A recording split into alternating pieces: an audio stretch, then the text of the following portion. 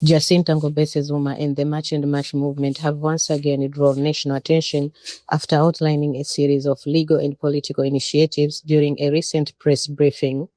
Their latest announcements suggest the movement is expanding beyond street demonstrations and into legal advocacy while continuing to challenge both government officials and established political parties. The biggest announcement was the launch of the SA First Forum, a non-profit organization that Ngobese-Zuma said will provide legal representation for citizens. According to her, the forum is modeled on the legal strategy used by AfriForum, but will focus primarily on representing Black South Africans, business owners, and private individuals. She argued that many South Africans have been let down by the legal system and said the new organization aims to give those citizens greater access to justice through litigation. Ngobese-Zuma also criticized acting police minister Professor Feroz Kachalia following his recent visit to Laudium, where he met with members of the Pakistan and Somali communities, local business owners, and religious leaders.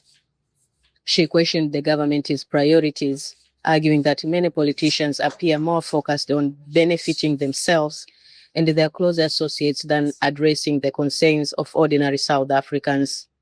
The briefing also expanded into regional politics.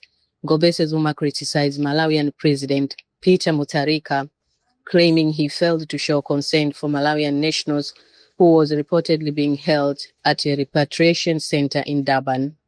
She used that example to argue that African leaders should place greater attention on the needs of their own citizens instead of criticizing South Africa's response to undocumented migration. March and March also responded directly to ANC Secretary General Fikile Mbalula, rejecting his description of the movement as a political project. Mbalula has previously linked the organization to former President Jacob Zuma and the unrest of 2021. However, Ngobese-Zuma maintained that March and March operates independently and is not affiliated with any political party.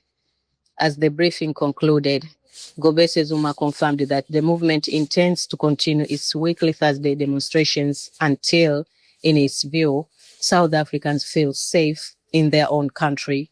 These developments highlight how March and March is increasingly combining public demonstrations with legal action as it seeks to expand its influence in South Africa's national debate. Whether these efforts gain broader public support or face stronger political resistance remains an important question in the weeks ahead. What do you think about the launch of the SA First Forum and the movement's growing legal strategy? Share your thoughts in the comments.